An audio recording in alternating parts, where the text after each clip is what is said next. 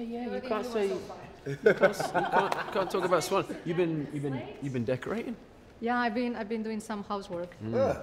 That's good. Yes. Add a little sauce. Too much sauce. How are you guys? Great. Splendid. Amazing. Cool, awesome. So, well, first question would be, how did you guys get involved in the project? Same path. You know, you hear about a film, you're desperate to get into it, you have an audition. Some of us are clever about the way they get the role. Yeah, and some of them they take way more serious when they give them the script, you know. But yeah, I tried to do everything I could do to become a part of this, you know. And I actually invited Jordan Voight Roberts to the premiere of Straight Outta Compton and used that as my audition. You know what I mean? I'm like, I need this guy to see everything I can do. I got to be a part of this, you know. And it turned out really, really good. It turned out really good. I'm around some of the greats, you know. Yeah. But you guys have been doing a lot of stuff already. You still have to audition? Yeah. Yeah. I think the audition process is part of the deal is realizing whether you can blend with the director, if you can take his direction. You know, it was a big turning point in my mind when I realized I wasn't being tested. You know, they want you to do your best job. They don't want you to come in and fail. But in the back of your mind, you're like, they just want to see me fail. I don't want to do that. And you build up all this nonsense. But truthfully, the director wants to know that when he's out there in the middle of nowhere, he can say, do it with way less energy. Just lean back, do that. He knows he can direct you, you know. So you've got to go through that process. I prefer it. I used to hate them, but now I prefer it because sometimes you can get given a job and turn up there and you're not having the best time of your life. Right. Yeah. You know, That makes sense. It's a very humbling process, you know. And as an actor, you have to stay humble because your whole job is to make the director's vision come to life. Precisely. You know. Yeah. I saw an episode of Black Mirror that you did.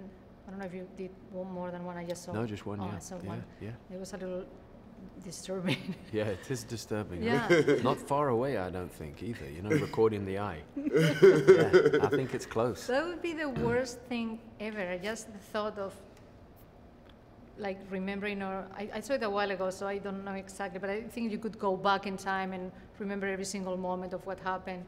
That could be like the worst thing ever. Yeah, well, that's the point. You know, if you're in love with someone, and how do you get rid of that when you have crystal clarity playback? You know, that was the deal. So yeah. It had an impact on me. It was like. Thank you. Yeah. Oh, I'm glad. You guys were talking the other day when we were doing the round table about how cool Samuel L. Jackson is and how comfortable he made you feel. Can you talk a little bit about that? Yeah, Sam. I mean, he's such a bigger than life kind of person. You know that he already knows that about himself. You know, so when he doesn't give you time to be uncomfortable. You know what I mean? He's so comfortable in himself that he empowers you.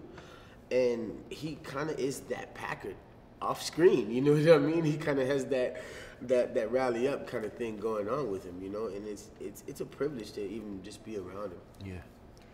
Do you guys think that fame enhances who you already are before becoming famous? I think it magnifies who you really are at your core, you know? Yeah. It's the same as any stress. You know, I think fame, although it seems alluring, there are some people built for it. You know, I see them dealing with fame, I'm like, wow, they're really dealing with that very well.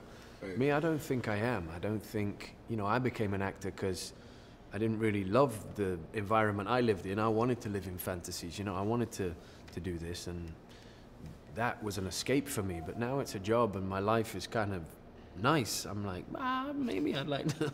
Right. I'm happy here on my couch. Right. So it's difficult, you know, but some people are built for it. They engineer it, they manage it well, right? Yeah. I mean, like, Tom, he kills it. Like, they had 60 or 70 people waiting outside of our hotel in Vietnam every day. You know what I mean? Like, that's a different level. Yeah.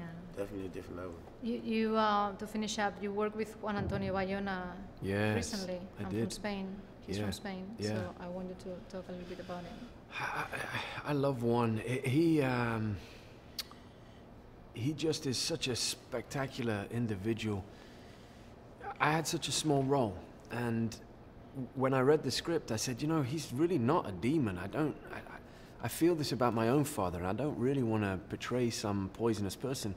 Maybe he's making mistakes. And Bayona said, yeah, this is what I love. it has to be this, because he has to love his father, you know. And yeah, Juan Antonio really, he gave me a small role and allowed me to really make it something special. So yeah, I'll work with him for free whenever. Don't say for free. Yeah, no, I'll tell you. Not when he's doing Jurassic Park, you know. He could pay me if he wants me to be in it. But he don't want me in it, so I'm all right. Okay, thank you, guys. Thank you. Thank you so much. Good to see you again.